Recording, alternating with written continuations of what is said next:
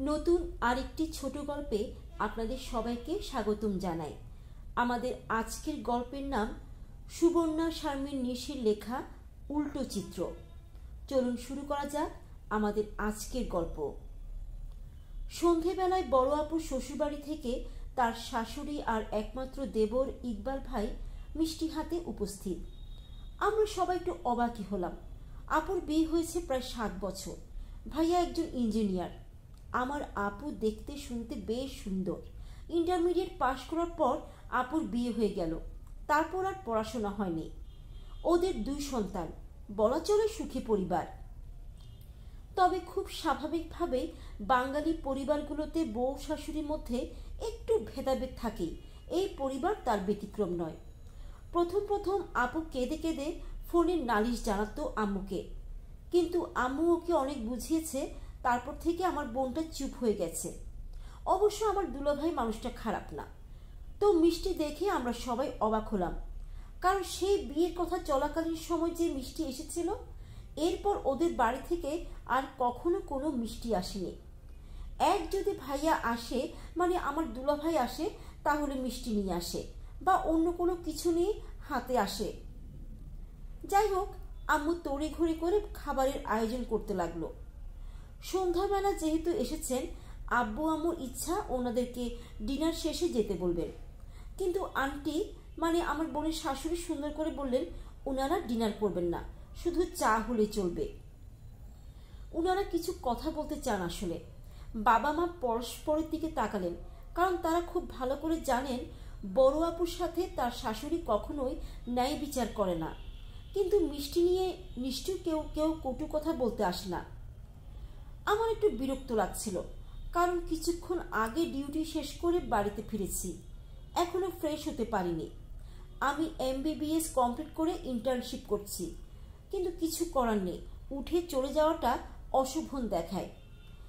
আম্মা একটু গলা খাখারি দিয়ে বললেন, বলুন বিয়ান সাহেব, কি বলতে চান?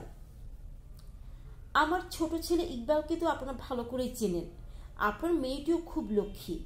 ওকে আমরা আগে থেকে পছন্দ করি, তাই আমরা আসলে বিয়ের প্রস্তাব নিয়ে এসেছি। 2 বোন যদি যা হয়, তাহলে সম্পর্কটা আরো ভালো হলো না? আমি প্রায় আঁতকে উঠলাম। ইকবাল ভাই স্বভাব চরিত্রের কোনো দিক থেকেই ভালো না। আপু নিজেই বলেছে সিগারেট খাওয়া তো আজকাল মামুলি ব্যাপার। সেটার পাশাপাশি আরো অনেক ধরনের আজে বাজে জিনিস খায়। তাছাড়া বিভিন্ন মেয়ের সাথে আমি নিজেই দেখেছি। ইন্টারমিডিয়েট পাশ করে ভর্তি হয়েছিল একটা ডিগ্রি কলেজে, কিন্তু পড়াশোনা আর চালিয়ে যায়নি।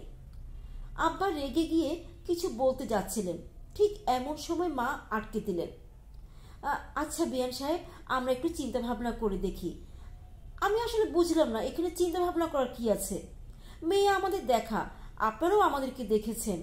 আংটি আমি সাথে করে নিয়ে এসেছি, পরি দিয়ে চলে যাব।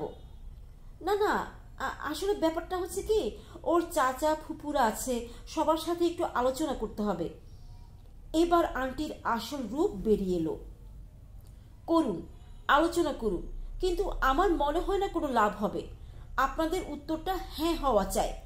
যদি সেটা না হয়, তাহলে পরবর্তীতে আপনার বড় মেয়েকে এই বাড়িতে পাঠিয়ে দেব।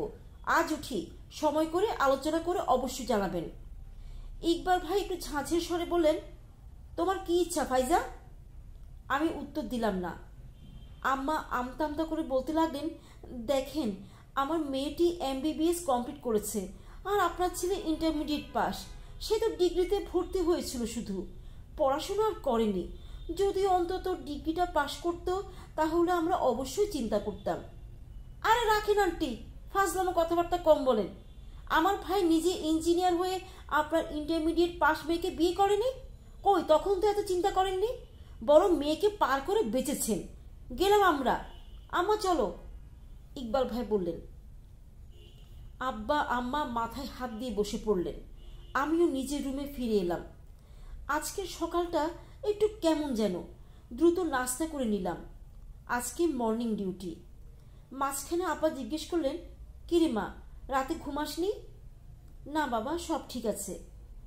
তুই এসব নিয়ে চিন্তা করিস না। আমি আমার এক মেয়েকে নরকে ফেলেছি, অন্য মেয়েকে বলি দেব না। আর ফারিয়ার সাথে আমার কথা হয়েছে, ও নিজেই রাজি নয়। যা খুশি হোক, তাছাড়া তোর দুলাভাইকে তো তুই চিনিস, ও কখনোই ফারিয়াকে ওর মায়ের কথায় ছেড়ে দেবে না। সবই বুঝতে পারছি বাবা, কিন্তু আমি রাজি। বাবা মা দুজনে একসাথে চমকে উঠলেন। মানে মানে ওই অপদার্থটাকে বিয়ে করার জন্য তোকে ডাক্তার বানিয়েছি? আমি এসব কথার কোনো ধার ঘেঁষলাম না, সরাসরি বাবাকে বললাম, ওনাদের সবাইকে আসতে বলো। সবাই মানে সবাই, ওনার চাচা ফুপু মামা মামি সবাই থাকবে, আর আমাদের তরফ থেকেও। সেখানেই আংটি বদল হবে যত তাড়াতাড়ি সম্ভব। আর তোমরা যদি কথা না বলো তাহলে সমস্যা নেই, আমি পালিয়ে গিয়ে ইকবাল ভাইকে বিয়ে করে নেব। বাবা মাকে হতভম্ব অবস্থায় রেখে আমি চলে এলাম। ফিরতে ফিরতে প্রায় সন্ধ্যা হয়ে গেল। বাবা মা স্তম্ভিত হয়ে বসে আছেন। আগামী পরশু শুক্রবার ওই দিনই নাকি ধার্য করা হয়েছে। আমাকে শুনিয়ে মা বাবাকে বললেন, এই জন্যই মেয়েদেরকে এত শিক্ষিত করতে হয় না। দেখলো তো পরিণাম, কেমন মুখের উপর কথা বলল, নিজের জীবনটা নিজে জাহান্নামে ফেলতে যাচ্ছে। চোখের সামনে বোনটাকে জ্বলতে দেখছে, তবুও কোনো বিকার নেই।